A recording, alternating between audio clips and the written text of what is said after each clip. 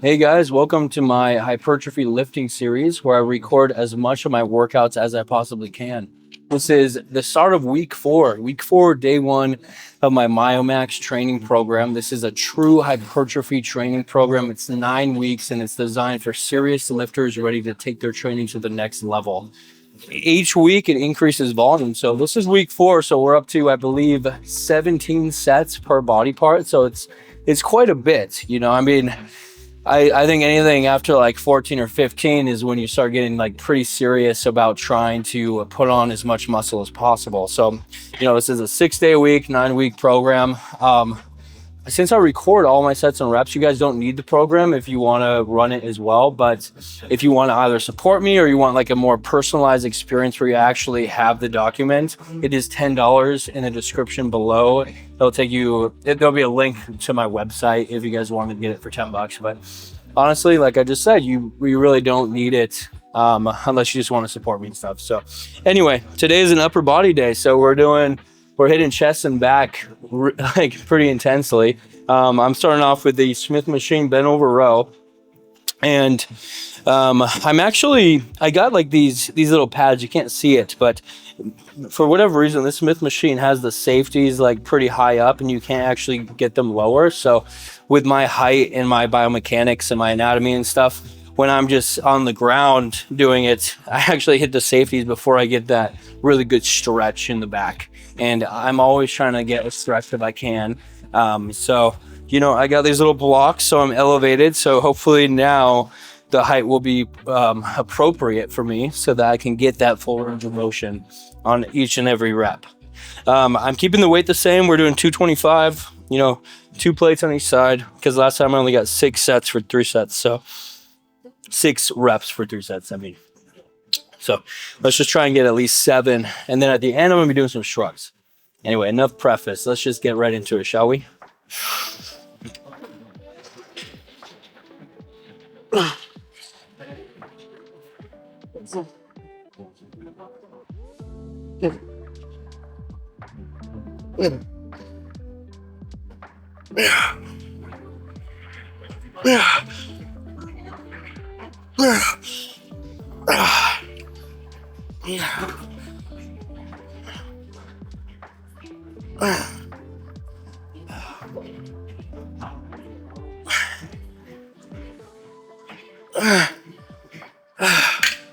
Ooh.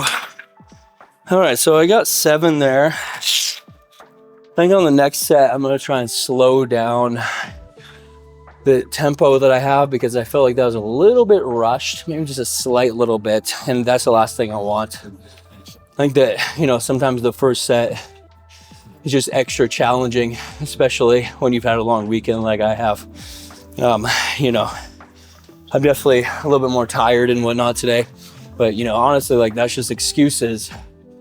However, I'm just trying to relate to you guys by saying that, it is feeling a little bit heavy today, but I'm obviously going to give it my all. And I'm going to count that as a 1 rep PR. So we'll take it. Let's just cut to set number 2, shall we?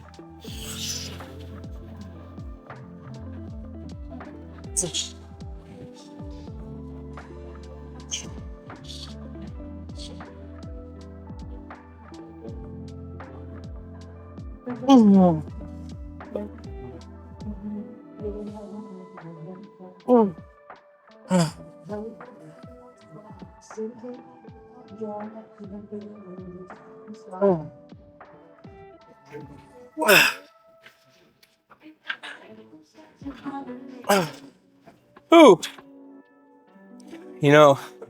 A bent over row of any sort is a true compound lift in the sense of you're kind of encouraged to even use a little bit of leg drive too. Like if you're really dissecting my form there, when I go down and back up, I'm kind of pushing my quads a little bit in order to get that weight up. Now, if you're choosing to do like more of a strict variation of that, then you're definitely not going to want to be implementing that leg drive. However, when I was writing this program, I didn't really have a super strict form in mind. I was just kind of going with, like, obviously I don't want to be cheating don't want to be exaggerating too much. And I think that I'm kind of right on that verge. But like I said last week, you know, I made the jump to 225 and I'm going to stick to it until it becomes easy. In other words, I'm not going up in weights until I have tamed this weight, so to speak.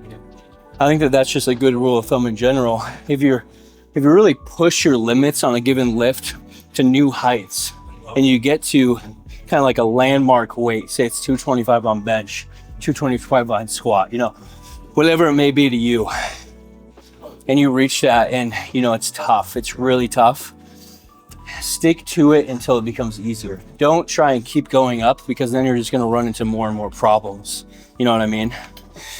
And if you can't seem to tame the weight or master that given weight, then drop back 10 pounds and work up from there. You know, you shouldn't tie your ego to a certain weight and just stick there. So I think that, you know, I'm gonna stick to this weight for this week, and I'll probably try it for next week too. And if it's still this challenging, my form still looks like shit, for lack of a better term, I'm gonna go down 10 or 20 pounds and work my way back up, because I clearly kind of jumped the gun a little bit, since I am using a lot of body language and leg drive and stuff. And while that's okay, I don't think that it's ideal for me anyway.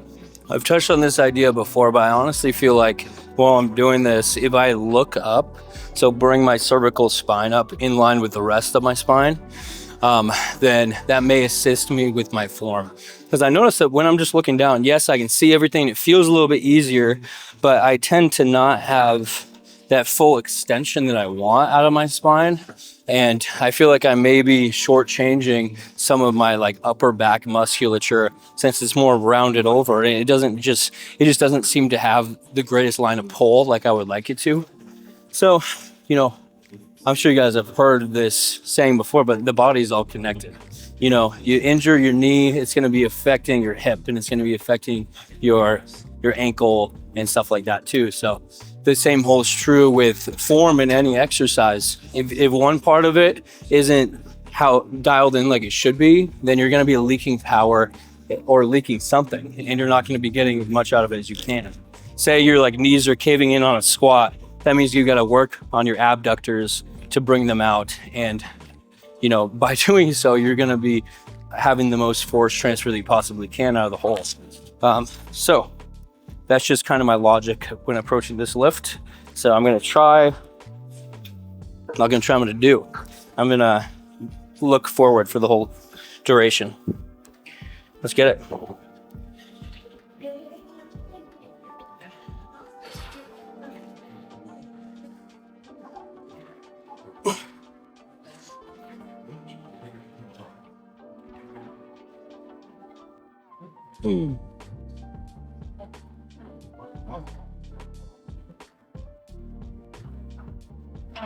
Oh.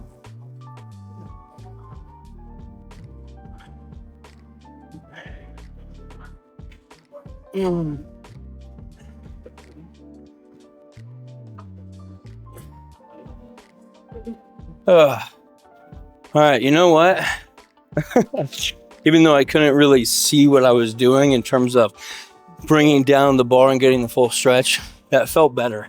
I felt more stable. I feel like my form probably looked better, and it seemed to be pretty much more locked down. So, you know, that's what we're doing going forward. And please, if you guys notice something about your own form, you know, learn from your mistakes and try your best to fix them. Okay, guys, so this may be freaking idiotic.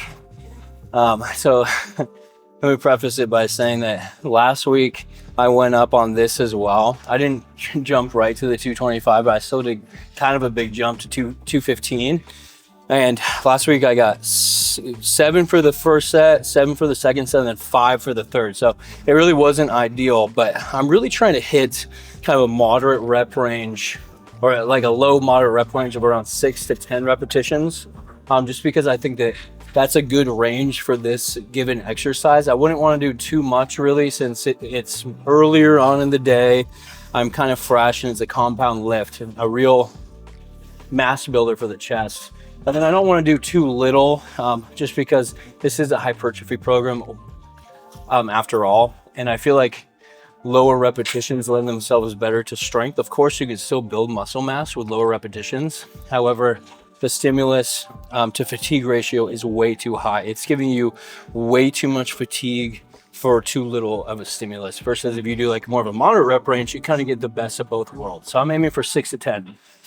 And what I'm trying to say here in a really roundabout way is that as long as I hit 6, then I'm counting that as kind of in the goal of where I want, and I'm going up to 225. So I'm doing 2 plates on each side for a couple of reasons. Namely because I really want to hit 225 because it's always been like a goal of mine. Of course, I've hit it in the past, but I want to hit it for like on a daily basis. You know, like I want it to be my new norm. And then also, you know, I'm being impatient and I really want to hit it. And additionally, I just love the idea of doing bent over barbell rows at the same weight as I'm doing my pressing, because I in my heart of hearts, I would love for my chest and my back to be on the same page, on the same level. I like the balance and stuff. If anything, I like my back to be slightly stronger. And I'm sure that we'll find out that it is. Anyway, I did a couple warm-up sets, nothing too crazy. But without further ado, let's just get into it. I'm sure you guys are sick of me yapping so much.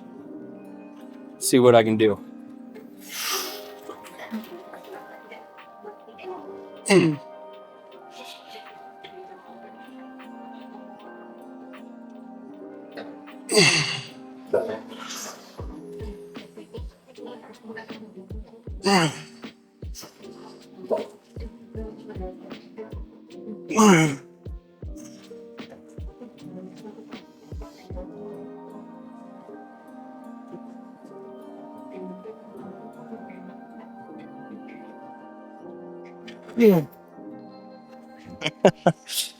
Guys, I'll take it. I'm actually really happy with that. I thought it was going to feel so much heavier, but it was totally doable. I mean, those were 6 solid reps. And then on top of that, I got 3 partials, long length partials with relative ease for some extra stimulus in that stretched bottom portion that is so prestigious for causing muscle growth. So I'm very happy with that. And versus like the bent over row volume, I think that the form was a lot better. I may have been able to slow down the eccentric ever so slightly, but I think that's kind of nitpicking for the amount of weight that I'm now putting up. And of course, like, it's not super impressive for a lot of people. But for me, it's a big milestone on this. And that's kind of a good segue into the topic of genetics, namely your biomechanics and your anatomy limb lengths. So think about your wingspan, you know, stretch out as far as you can. People who have a shorter wingspan, they just have shorter arms, and therefore when they're pressing, they don't have to go as far to complete the range of motion versus somebody with a longer wingspan. So that's usually shorter individuals have a shorter wingspan, and therefore they just don't have to press it as far, and therefore the exercise is much easier. In terms of like total inches or centimeters pressed for a shorter individual versus a taller individual, the taller individual are going to get less reps in total, just because they have to press so much further in order to complete the rep. So that's just something to consider. Of course, the total stimulus and fatigue and whatnot is going to be equated across both groups. However, one group is going to be getting more reps because they don't have to go as far, versus the other group is going to be getting less reps. And therefore, on paper, it's going to seem like the person with the less wingspan, the shorter individual, is overall a lot stronger. And, you know, if we're counting repetitions as just that full range of motion, on paper, they are stronger. But in terms of like scientifically breaking it down, it's probably going to be equated at the end of the day. It's just that one person is getting less reps, one person is getting more. So I think that's just something to think about when you're thinking about genetics and strength levels, you know. And the same holds true for your like femur and your leg limb length as well. A person with longer legs has to squat further down in order to complete the rep. It's just basic anatomy. And somebody with shorter legs, on the flip side of that, doesn't have to squat nearly as far down in order to complete a rep. So on paper, they're doing more reps. So, you know, either way you swing it. Enough said. Let's cut to the second set.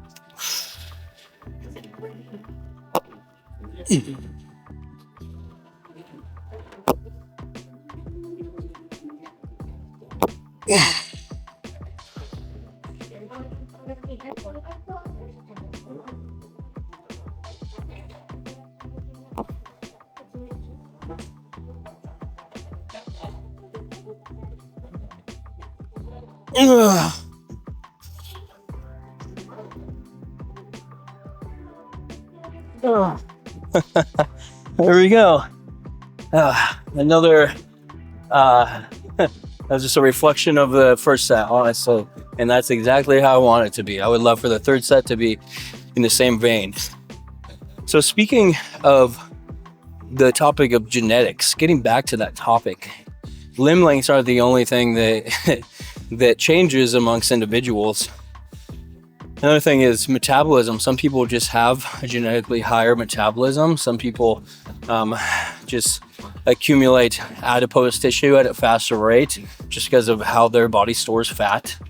And it's very nuanced. It can change from individual to individual, completely being determined by their genetics. Now, of course, like genetics aren't the end all be all. It's not something that makes or breaks a man or a woman. Even if your family is more prone to adding fat or they're more prone to being skinny with a faster metabolism, does not mean that your behavioral patterns, you know, how much you're eating, how much physical activity you're doing, is not going to be able to offset that. Some people are just naturally more fidgety, and therefore they are more capable of burning calories just by essentially doing nothing. So there's so many different things that you know come into play. Like, for instance, some people have a greater percentage of type 2 and type 2X muscle fibers compared to their type 1 muscle fibers, and some people have a greater type 1. And type 1 is that slow twitch, which is more endurance-ly based and don't grow as big as strong, versus type 2 grows much bigger and stronger, and that's your fast twitch. So, you know, everybody's different. Every person's genes are different. Some people gain muscle at a faster rate. Some people gain it at a slower rate. Some people gain fat more easily. Some people have a really hard time bulking up. But I think that at the end of the day, your genetics, like I said, aren't going to make or break the man or woman. It's really your behavioral patterns that are going to play the biggest role, and then genetics are number 2. Genetics may separate you from, you know, Mr. Olympia, or, you know, being like Usain Bolt, or, you know, Peyton Manning or whatever. But you can still become great no matter what your genetics are. You just may need both to become the best. Sorry to say. Okay, let's finish off strong. Let's make set numero tres be a carbon copy of set uno and dos, shall we?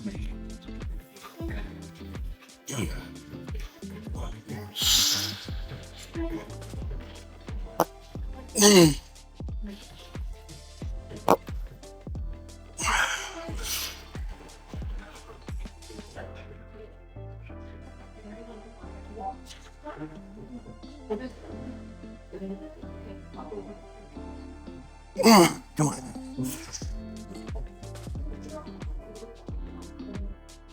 Oh, the last rep was hard. Come on. Woo! Let's go. That's awesome. The last rep was kind of a grinder. There's no way I could have gone in the 7th rep. But hey, we got the partial, so I'll take it. Let's move on. Okay, next up I'm adding in some additional back stimulus by doing the machine bilateral row. So I'll be doing 2 hands at a time, at one time. And at the bottom of each rep, I'm going to focus on getting that peak stretch. And then at the end, I'll be focusing on that like massive monumental contraction. I'm going up 10 pounds. I'm going from 150 to 160 today. For the same logic that I ran you guys through previously, by stating that I'm like on the upper end of where I want to be on this lift. So whenever I kind of reach like a good repetition, I like to go up in weight and then kind of like just see as many as I can get. So I hit 12 for all the sets last time, including a drop set. I'm doing the drop set again, and you know, it felt great. So I'm gonna be going up and just seeing if I can match it or get around there with maintaining that strict form. I think that's the name of the game here. As we're increasing volume, you don't want to be sacrificing that quality. That's like a debate as old as time, quantity versus quality. So I'm trying to keep the quality and the quantity high. And that's really going to be the challenging part, alongside with, you know, keeping that recovery at bay and adequate.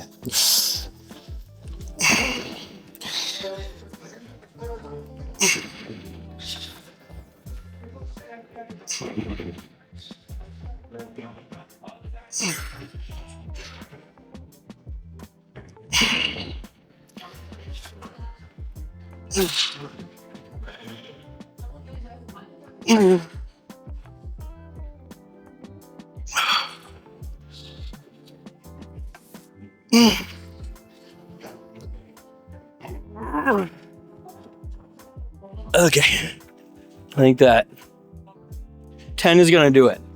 And 10 is totally good. I'm totally happy with 10. Obviously 12 would be ideal, but 10 is great.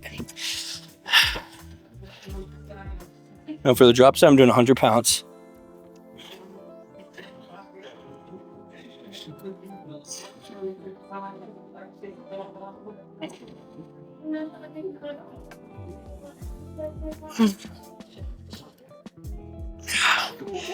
Okay, it's got 5 on the drop set, but the drop set was still 100 pounds, which catch me 2 months ago, and 100 pounds would have been my straight set weight. So, you know, I'll take it.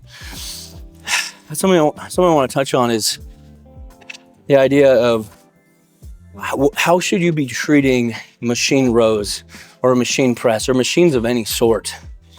I think that the real benefit of machines, besides just adding in additional volume without completely wrecking your recovery, is that you get to really emphasize form here, guys.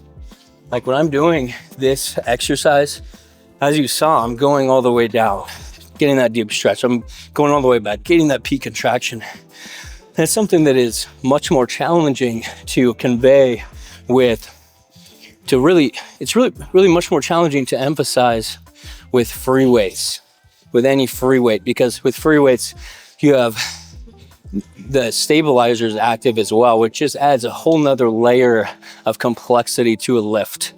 So when you're really locked into place, and especially on this one, because my chest is stabilized, my legs are stable, I'm seated, and then I'm really getting like a great line of pull with how these handles converge. So I can really focus in and dial in that form and really make sure that every rep counts. And I think that is where machines really shine, and where, you know, you guys should really be squeezing every single perfect rep that you can out of these, because that's really the points at the end of the day. You notice that I'm rocking some straps on this, and I think it's an absolute must, because the last thing you want is for your grip to be given out before your back does, because after all, this is a back exercise. We're trying to train our backs here, not our grip. Ooh.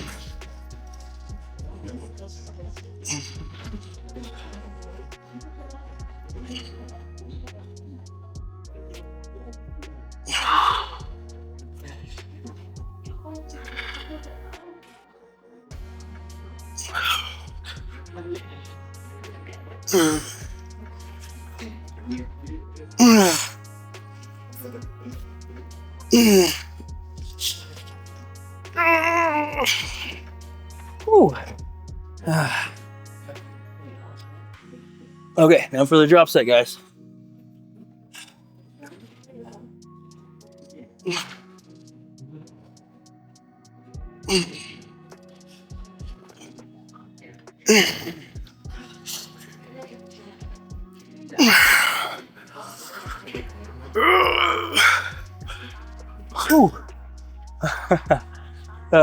Another carbon copy.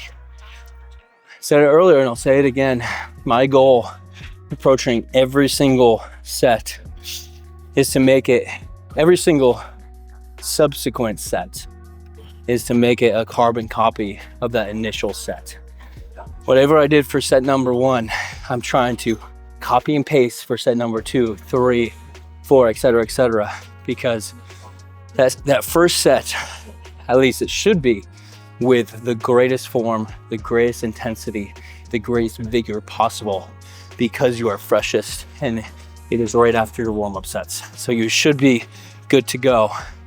And if you can replicate that level of performance on each subsequent set, then you're fucking killing it. You know what I mean? You're fucking killing it. And if you can surpass it even, that's even better. But honestly, if your first set was good enough, then you should only be able to match it, in my personal opinion.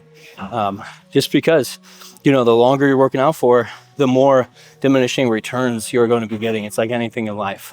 The more you do it, the less you're going to get out of it up to a certain point. You know, there's of course like that Goldilocks zone where you hit it and that's the best once you get up to that point. But anything after, and you know, may get diminishing returns. It's like a 45-minute to an hour workout. That's the sweet spot.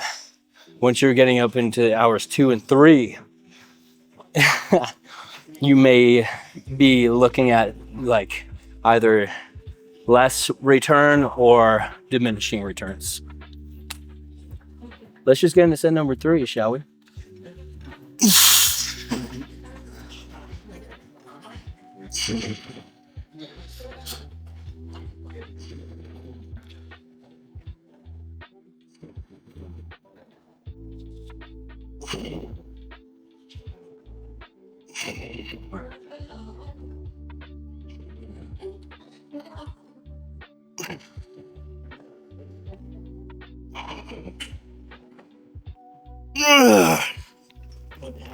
I'm trying to slow down that final eccentric of the last final rep of the straight set, but man, it's hard when you get pretty gassed, you know?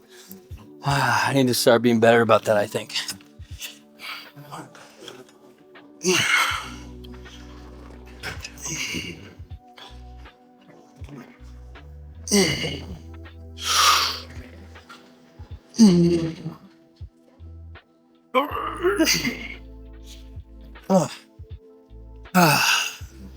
Oh yeah, carbon copy, baby.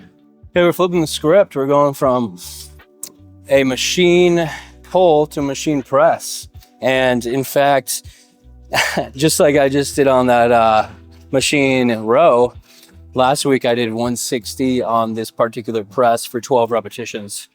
And you know, guys, I've been riding that line of 12 repetitions week after week, and I've still been increasing weight.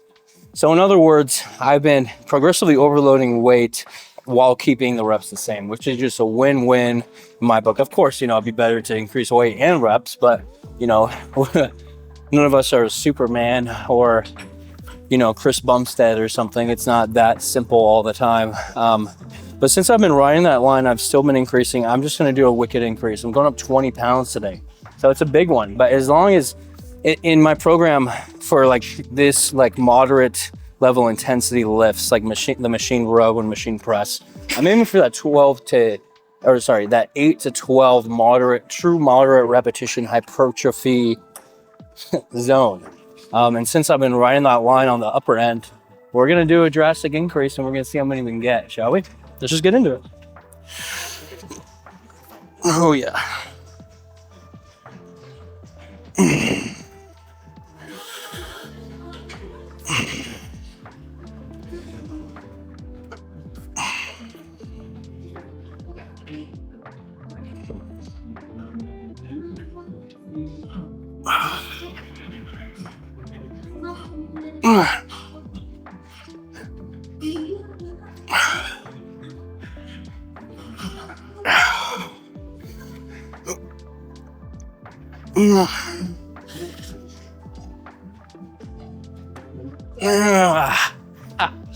Ooh, that's a burn for sure. I love when one exercise is just a great strength builder, like the Smith machine incline bench press, and this one is just a complete pump creator. You know, I mean, this thing is really lighting me up. I got 10 reps. You guys were counting, which is totally fine by me. I mean, that's really right in the middle of where I want to be. You know, it's gonna be. I would have been pleased with even 8 for a dressing jump. I mean, this is 2 plates on each side, which, again, speaking of milestones, for whatever reason, it's an arbitrary milestone, but it is a milestone nonetheless. So I'll take it, guys. I'm very happy with that. And then I got 3 on the partials.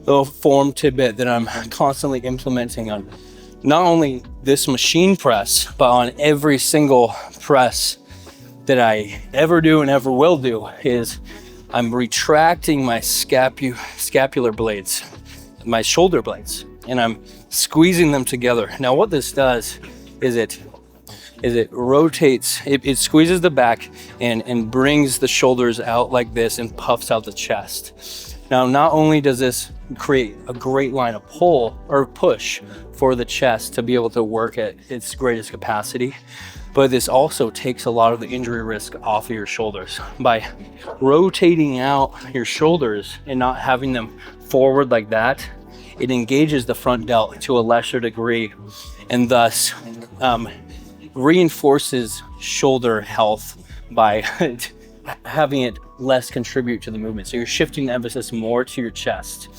Alongside those benefits, you're also creating a greater sense of stability with your lats. By doing this, you're kind of contracting your lats a little bit and you're creating this nice rigid base of support. And whenever you're pressing or doing any sort of lift, you want that foundation to be as sturdy as possible. You don't want it to be a leaky, creaky foundation.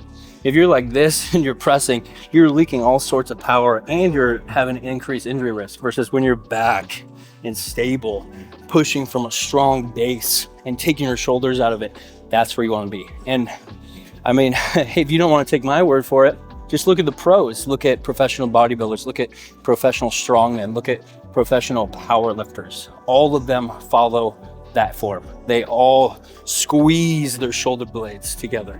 They're all pressing from a base of support. They're all sturdy and stable and controlled. Let's just get into the second set. I'm rested at this point.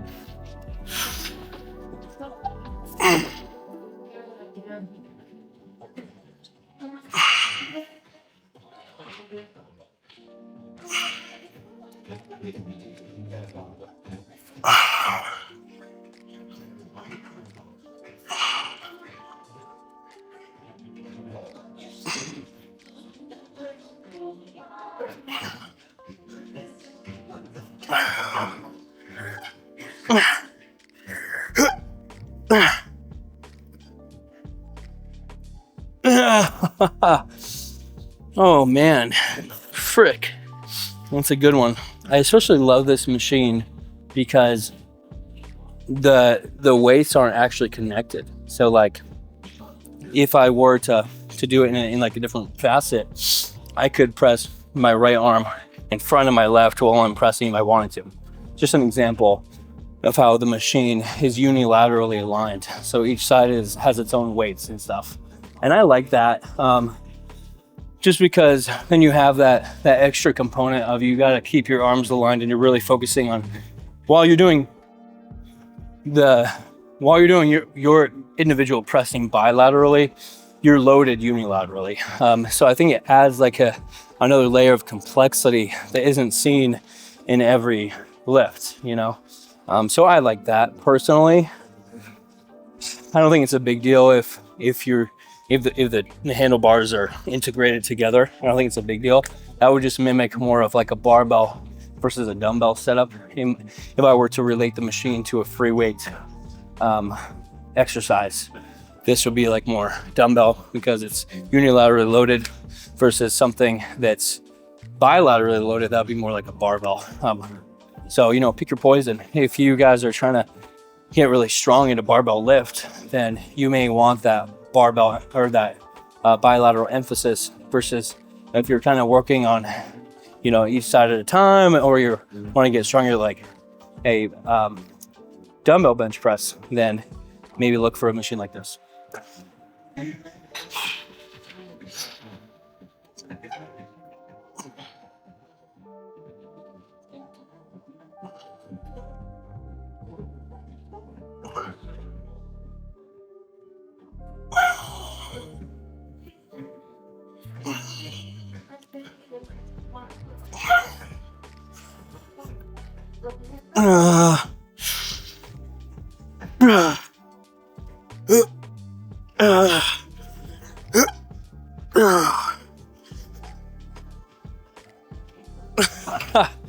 Ooh. Oh man, another form thing that I'm implementing on this specific machine is I have my hips further up than the pad would be inclined to have me at. So, you know, if I were to have my low back against the seat or against the back support, that'd be back like this. But I have it a little bit like this so that I can get a nice arch and be pressing from a better base. Because if I'm back here, then it's just gonna mess with how much force I can output. It just doesn't feel as comfortable for me. Experiment for you guys. I don't think that I'm leaking power by being a little bit up like this. In fact, I think I'm just setting myself up for more success, since the line of pressing is going to be more advantageous to, you know, my chest. So play around with it for yourselves though, guys. I mean, don't take my word for it. And that just holds true for anything. Sure, you can use people's opinions as like trusting leads to experiment for yourself, but just because one guy says that deadlifts are the best back builder for hypertrophy and strength doesn't mean that it is for you. You know, I mean, it might be for them, but it may not be for somebody else. And in fact, with that specific example, I don't think it's really true at all. Especially for me, I know that deadlifts don't build my back as much as something like a bent over barbell row. I think that most people would agree, but for that guy, it may hold true. What I'm trying to say is, don't just take some random person's word for it, not even mine. Go out there, use it as trusting leads, and try it out for a substantial amount of time, and really evaluate how it makes your body feel. Everyone's different, guys. Let's move on. Up next, I'm getting to the chest supported seated single arm cable lapping. I know that that's a huge mouthful. Do you guys love that with like exercise science and stuff, all of the exercises are just exactly how you would explain them? Like there's no needed overcomplication. Like some exercises have somebody's name in it, but that's very rare, like the JM press or like the Meadows row or something like that, where people coin it after themselves. But even those can be easily explained just by saying what they're doing. Like single arm, holding on to something bent over row. That'd be like the Meadows row. But anyway, I'm getting sidetracked.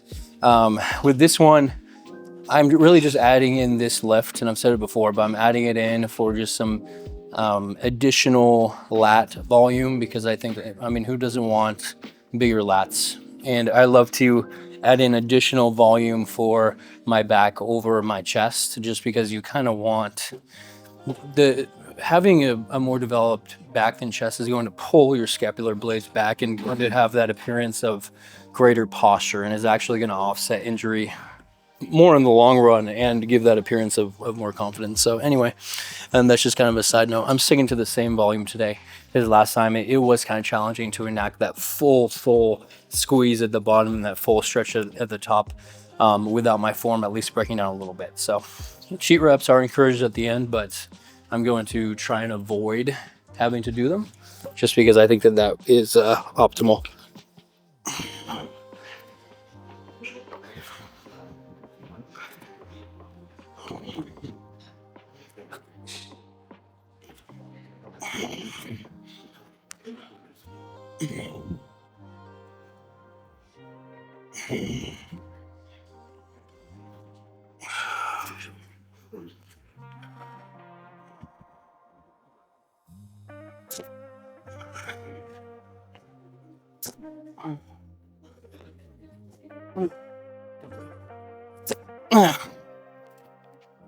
Well, I had a little bit of some cheat reps at the very end. I did like 2 cheat reps, but they weren't too over exaggerated, so I'm happy with that.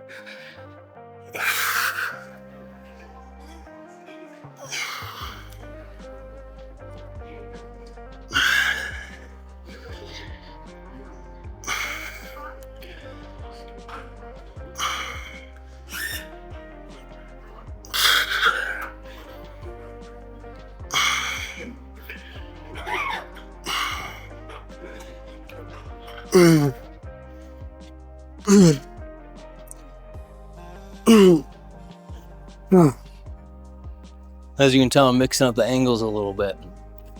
It's for your entertainment.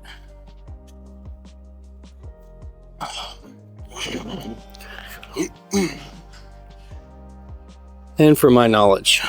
So I can see what I'm doing in more angles than one.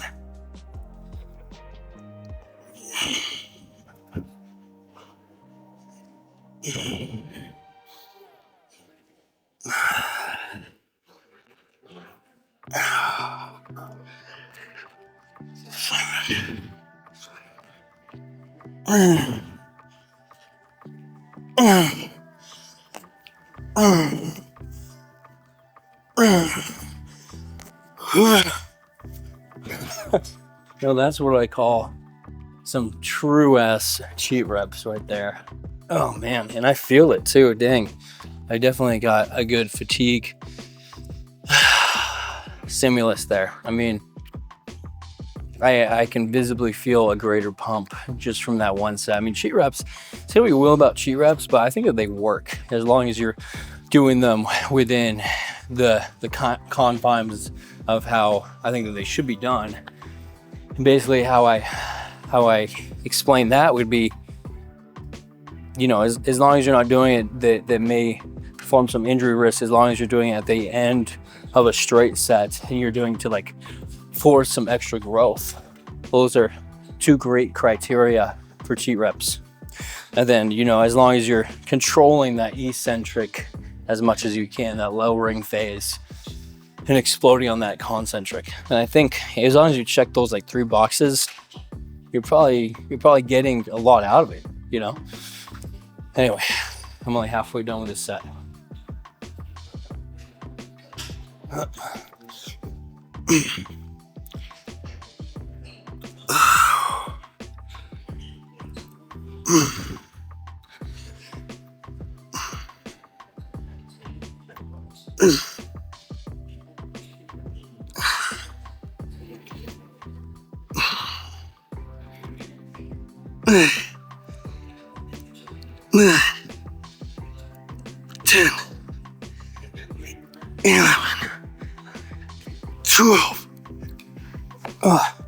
Next up, we're getting into this true like single joint isolation part of the workout.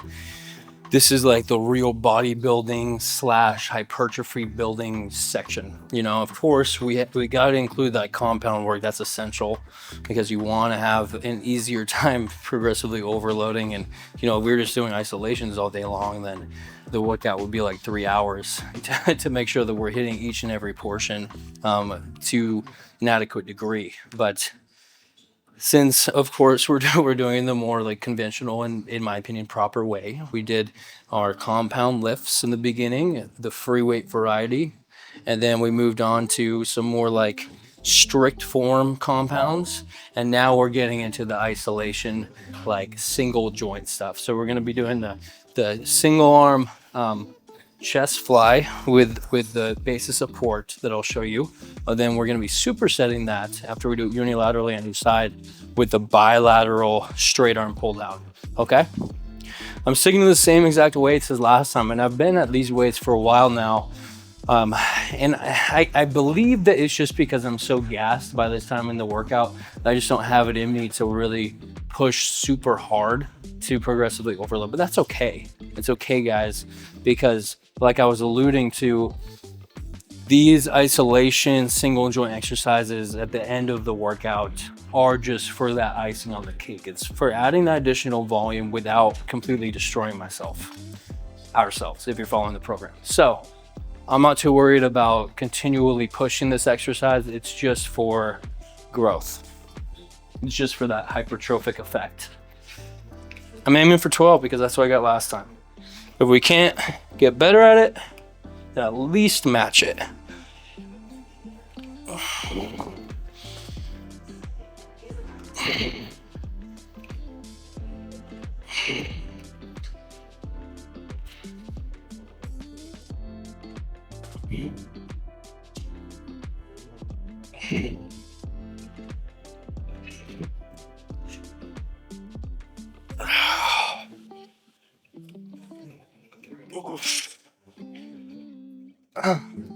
Okay, so I know that it doesn't appear like I'm hitting true failure. And honestly, I'm not. I probably could have gone a couple more reps, but like I was saying, I mean, this exercise is just so I get some more reps in without totally destroying myself. So I freaking felt it in my chest. Let me tell you, I was getting that peak stretch. I was getting that monumental contraction. And that's what I'm trying to get out of this. I'm trying to get that pump, that icing on the cake.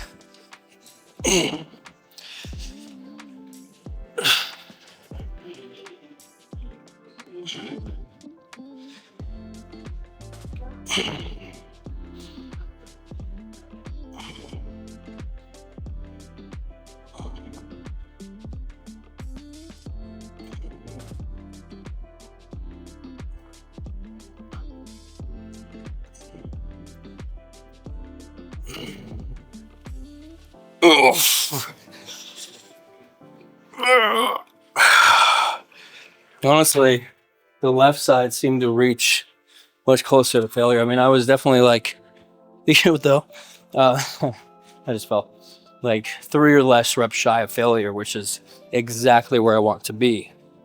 In fact, hitting failure every single time on every set may impact hurting you more in the long run.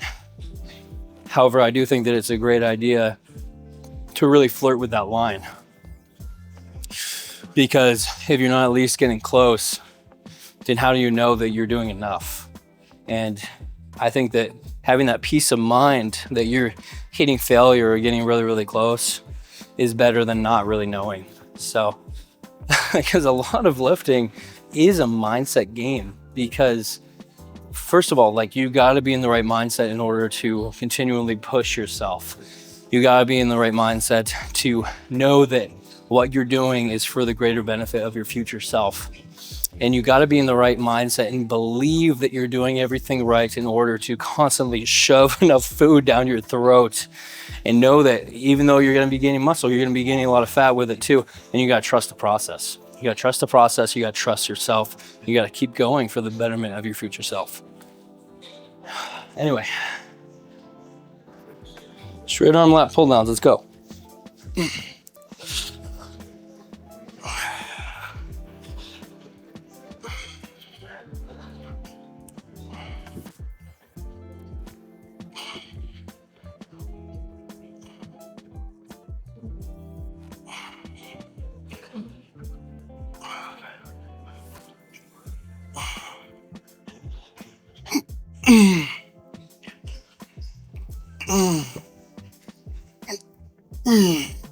Ooh. You notice that while I'm doing those, I'm ensuring that I have a great hip hinge, almost like I'm doing a Romanian deadlift. So I'm sticking my ass back and bending at the hip. And the reason for this is that if I'm just standing straight like this and I'm up here, I'm going to be hitting the top of the cable machine before I get the complete stretch of my lats. And the complete stretch of my lats with standing upright is up here. So by bending over, I'm bringing down where that cable needs to end up landing in order to get that complete stretch. And that's the reason why I'm bending over so much. If I were just standing up straight, I'd only be going to here. Versus bending over, I'm getting that full stretch and that full contraction, which is ultimately what you want.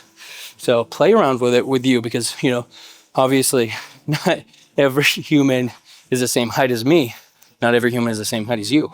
So play around with it. See where you need that hip hinge to land in order to get that peak stretch and get that full range of motion. It's very important on this lift. If you're not getting that peak stretch, you're leaving gains out there in the nether. Set 2, let's go.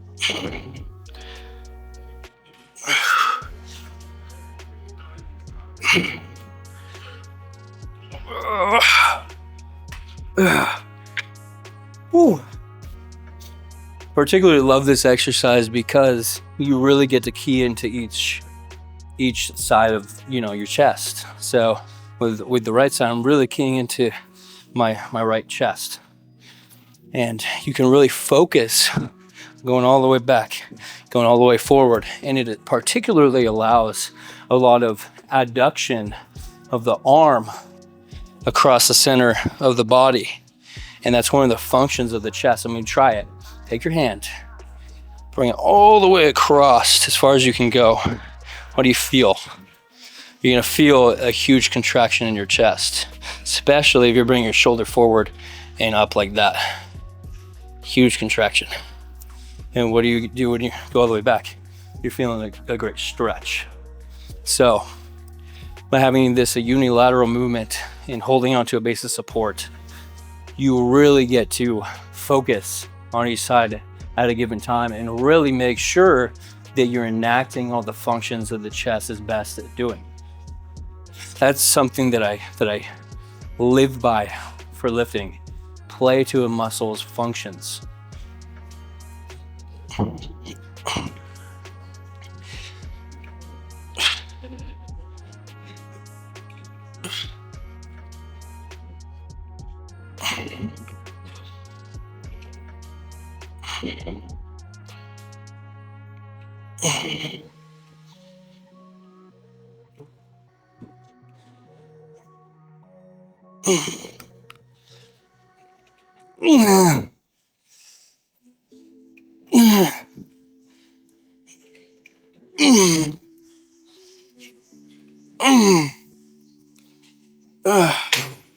All right, let's finish this sucker off, shall we? Come on. Remember that hip hinge.